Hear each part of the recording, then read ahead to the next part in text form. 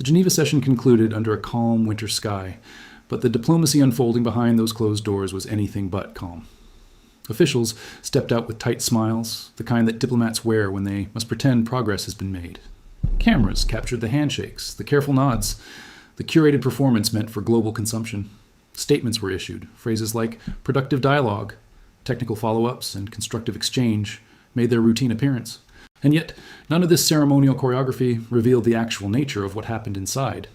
The real story of Geneva did not materialize at the podium. It emerged hours later on the digital pages of a major American newspaper, quoting sources who described a proposal so lopsided, so structurally impossible, that it reframed the entire meaning of the negotiations. According to those officials, 5 written demands were delivered to the Iranian delegation through intermediaries. These demands were not vague principles. They were explicit terms, detailed with precision, and presented as the foundation of any future agreement. Iran's chief negotiator reportedly took the document, paused, and asked for time to consult his government. That afternoon, recess became the defining moment of the day, a window in which Tehran evaluated whether the proposal represented diplomacy or provocation. When he returned to the table, the tone of the meeting shifted from exploratory to confrontational. Both sides now understood they were not discussing the same vision of a deal. The first demand focused on 3 major nuclear facilities, sites that had been referenced repeatedly in military briefings and political speeches over the past year. The American proposal required Iran to dismantle each of them physically and permanently. Not suspend, not deactivate, dismantle. The contradiction, however, was glaring. Those very same facilities had been declared destroyed by American leadership months earlier, following a covert operation whose details were broadcast as a strategic victory. To now demand the dismantling of sites previously said to be non-existent created an impossible baseline. If the facilities were truly gone, Iran could not dismantle them. If they were not gone, then the public messaging of the previous year had been misleading. Either way, the demand functioned less as a verification step and more as a trapdoor, one designed to produce refusal. The second major condition was even more unprecedented. It required Iran to transfer all of its enriched uranium to the United States, not to a neutral country, not to an IAEA-controlled facility, not to an international consortium, to the same government that had walked away from the previous agreement unilaterally and maintained sanctions regardless of Iranian compliance, to the same country whose military assets currently circle the region. The symbolism of this demand overshadowed its technical meaning. It was a requirement that Iran relinquish the core of its nuclear program directly to the nation that, from its perspective, posed the greatest threat. No sovereign state would accept such a term. And yet it was placed on the table in Geneva as though it represented a realistic negotiating option. The third demand required zero enrichment, permanently. No sunset clauses, no pathways for future modification, no mechanisms for technological advancement. Even the medical exception offered, allowing limited research under strict circumstances, did little to shift the overall framework. Zero enrichment has long been understood as a non-starter for Iran, not because of weaponization, but because enrichment has become a symbol of national autonomy. Asking for permanent zero enrichment was equivalent to asking Iran to surrender a core component of its modern identity. Such a demand could only be interpreted as an ultimatum. The fourth component dealt with sanctions relief, or rather, the lack of substantial relief. Under the proposal, Iran would receive only minimal initial relief, with future easing conditioned on compliance assessments that could be reinterpreted unilaterally. This structure mirrored the loopholes of previous frameworks, the very loopholes that had made businesses too cautious to engage economically with Iran, even when agreements were in force. For Tehran, this was a repetition of history, an arrangement where relief exists on paper but never manifests in practice. The fifth demand reached beyond nuclear matters entirely. It addressed missile development, regional alliances, and conventional defense capabilities. These were areas Iran had always insisted were non-negotiable. Demanding concessions in these domains was equivalent to demanding strategic vulnerability.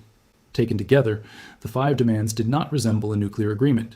They resembled the terms imposed on a defeated power, conditions structured to ensure strategic dependence. Iran, however, did not enter the Geneva room empty-handed. It had brought its own updated proposal, one that represented the furthest accommodation it had ever offered in nuclear negotiations. This proposal included a multi-year suspension of enrichment, followed by the right to re-enrich to extremely low levels within a regional consortium. It was an attempt to offer symbolic concessions without surrendering sovereignty. It even provided opportunities for the opposing side to claim political victory. But the distance between Iran's flexibility and the maximalist demands placed before, it was not merely wide, it was unbridgeable. The contrast between the 2 proposals revealed the architecture of the moment. One side had arrived with terms intended to be declined.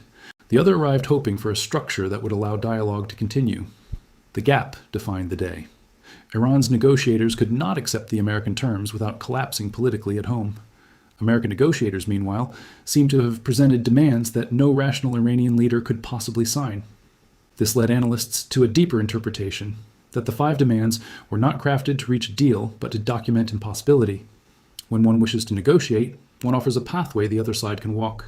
When one wishes to justify escalation, one offers a pathway the other side must refuse. The Geneva proposal, in its construction, fell squarely into the latter category. Yet even within this unfolding tension, diplomatic language persisted. Officials spoke of serious discussions and new ideas. They emphasized the importance of further technical meetings. But the written proposals, now public, told a different story.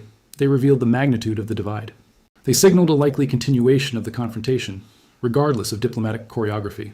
Both sides had presented written terms. Both sets of terms had entered the historical record, and that record would be used to frame whatever events unfold next. Inside Iran, the delegation's response was measured. They did not walk out. They did not declare the talks dead. Instead, they signaled the need for further consultation. This response was not a gesture of optimism. It was a gesture of time management, time to prepare, time to recalibrate, time to understand whether diplomacy still offered any escape route. Iran's call for separating nuclear issues from regional and conventional demands was a strategic attempt to narrow the conversations to a space where compromise might theoretically exist. But narrowing this space does not change the demands placed on the table. Observers across the world evaluated the outcome with varying degrees of concern. The documentation of incompatible positions increased the risk of miscalculation. The escalation pathways, economic, political, and military, now looked more likely than de-escalation. Meanwhile, global analysts emphasized that the proposals seemed crafted not for an agreement, but for the justification of whatever comes next. Diplomats returned to their capitals. Journalists returned to their studios. Military commanders returned to their briefings. But the documents remained. They were read in national security offices, in intelligence agencies, in foreign ministries, and in war rooms. And as those documents circulated, one message became increasingly clear. The Geneva session had not reduced the likelihood of confrontation. It had increased it. The negotiations would resume in Vienna the following week. Technical discussions would continue. Public statements would speak of progress. But the 5 demands and the counterproposal had already defined the trajectory. They had crystallized the crisis into its most explicit written form. And now the world waits.